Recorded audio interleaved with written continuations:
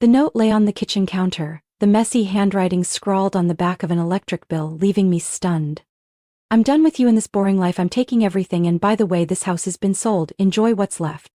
My hands trembled slightly as I picked up the note and read it again, as if another glance would somehow change the words. But no, they were still there, clear, cruel, and without a single explanation. I set the note down and took a deep breath. I should have felt pain. I should have cried. I should have felt so betrayed that I couldn't stand. But strangely, the first thing that surfaced in me wasn't sorrow. It was a strange sense of calm. I picked up my phone, my fingers gliding slowly across the screen, then typed a simple message. Saw it. Thanks for the heads up. I hit send. My name is Lauren Carter, I'm 35 years old, and this morning I received a goodbye letter from my husband after 11 years of marriage. As I looked around the kitchen, my kitchen, not his, I realized that this moment wasn't an unexpected shock. It was the inevitable result of months, years of signs I had ignored, or at least pretended not to see. I am a handcrafted jewelry designer running my own brand that I built from scratch. I once believed that Ethan, my husband, was always supportive of my dream, but it turned out he only supported me as long as my success didn't surpass his. I should have seen this coming. The late nights at work but no meetings listed on his schedule, the whispered phone calls that abruptly ended when I walked into the room, the evasive looks when I asked about finances. And then there was the bank account. 6 months ago, while paying the bills, I noticed large sums of money being withdrawn from our joint account, transferred to an account I had never seen before. When I asked, Ethan smirked and called it a business investment. You wouldn't understand, he said, patting my shoulder like I was a curious child instead of a grown woman, a business owner with a sharp mind. I'm creating financial opportunities for our future. Part of me wanted to believe him, but another part did not.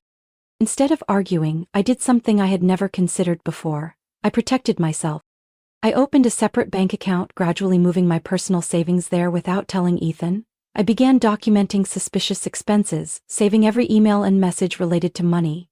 And most importantly, I reached out to Grace, my best friend from college, now a highly respected divorce attorney.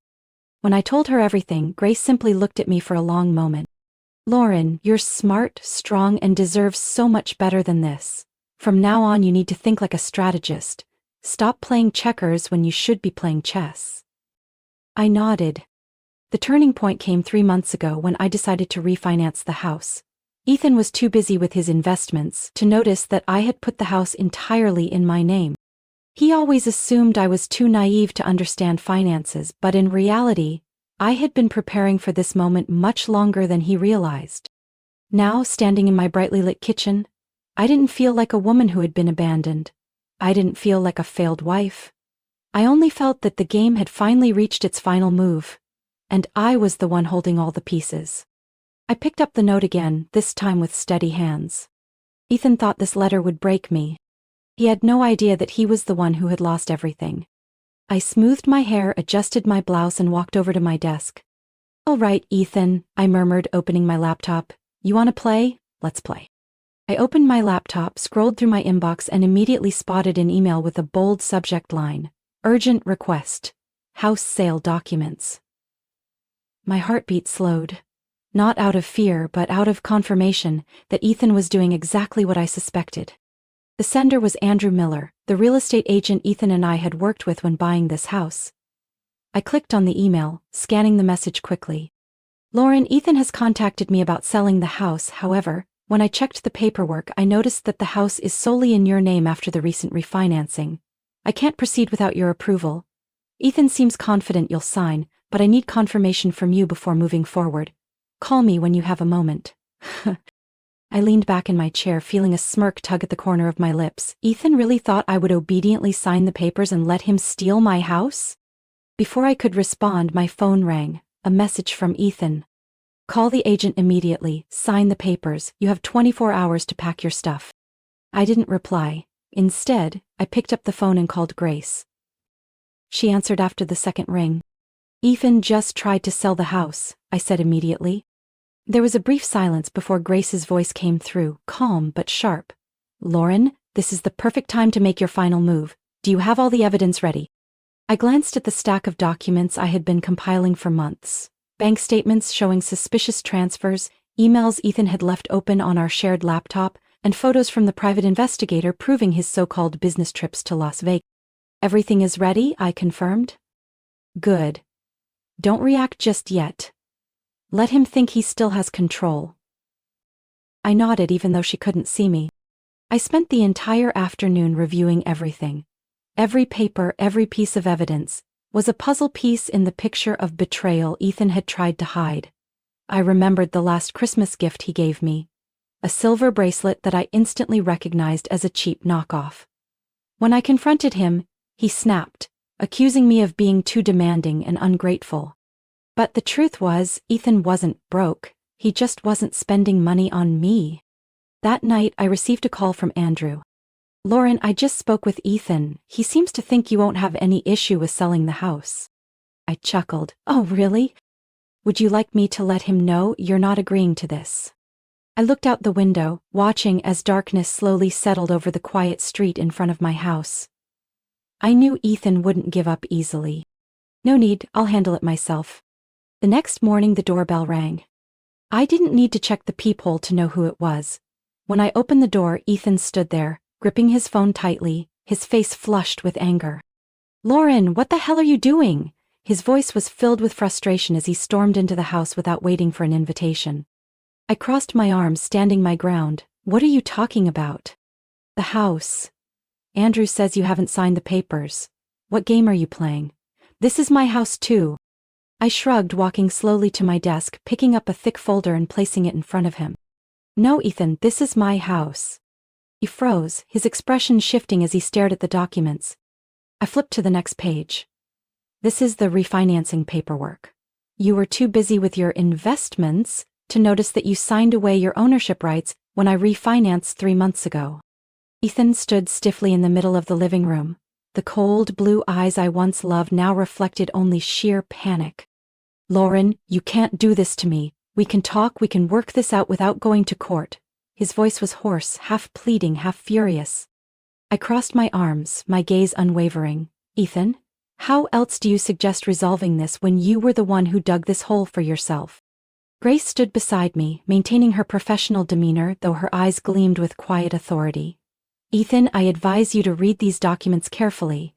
We have already filed with the court to freeze all joint accounts until the unauthorized withdrawals are fully investigated. Ethan's face turned pale. I walked to my desk, opened my laptop and turned the screen toward him. And here's a list of all the withdrawals you made over the past 6 months, along with proof that none of this money was tied to any legitimate investments. Ethan swallowed hard, his eyes darting across the numbers. How long have you been tracking me? He demanded. Long enough to know there's no way for you to get out of this, I stated firmly. I saw real fear flicker in his eyes. He wasn't just losing the house. He was facing potential legal consequences for misusing our shared finances. He had never considered that possibility when he wrote that note and tried to disappear with everything. Grace adjusted the files in her hands. We've already spoken with a judge about this matter. If you don't cooperate, we'll push for a deeper investigation into these transactions that could have serious consequences for your financial and professional future. I saw Ethan's hands tremble slightly. He was no longer the smug, overconfident man he had once been. He was standing at the edge of the downfall he had created for himself. Lauren, you don't have to go this far, we can settle this peacefully. I laughed, but there was no humor in it. Like the way you tried to sell the house behind my back? Like the way you drained our accounts and planned to disappear?